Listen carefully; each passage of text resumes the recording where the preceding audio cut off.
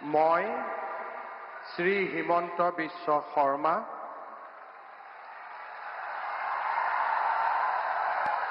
ঈশ্বৰৰ নামত শপত লওঁ যে বিধিৰ দ্বাৰা স্থাপিত ভাৰতৰ সংবিধানৰ প্ৰতি মই প্ৰকৃত বিশ্বাস আৰু আনুগত্য পোষণ কৰিম। মই ভাৰতৰ সাৰ্বভৌমত্ব আৰু অখণ্ডতা অক্ষুণ্ণ ৰাখিম।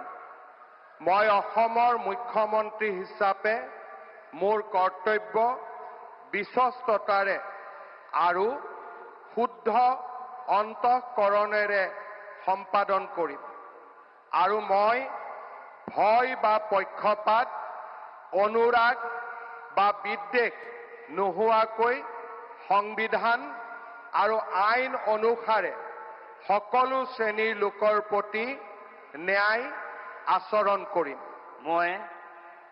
মই শ্ৰী হিমন্ত বিশ্ব শৰ্মা ঈশ্বৰৰ নামত শপত লওঁ যে মই অসমৰ মুখ্যমন্ত্ৰী হিচাপে মোৰ কৰ্তব্যৰ যথাযথ সম্পাদনৰ বাবে আৱশ্যক হোৱাৰ বাহিৰে মই এনে বিষয় যি অসমৰ মুখ্যমন্ত্ৰী হিচাপে মোৰ বিবেচনাৰ বাবে অনা হ'ব বা মোৰ জ্ঞাত হ'ব, তেনে বিষয় মই কোনো ব্যক্তি বা ব্যক্তিসকলৰ ওচৰত প্ৰত্যক্ষ বা পৰোক্ষভাৱে অৱগত বা প্ৰকাশ নকৰিম।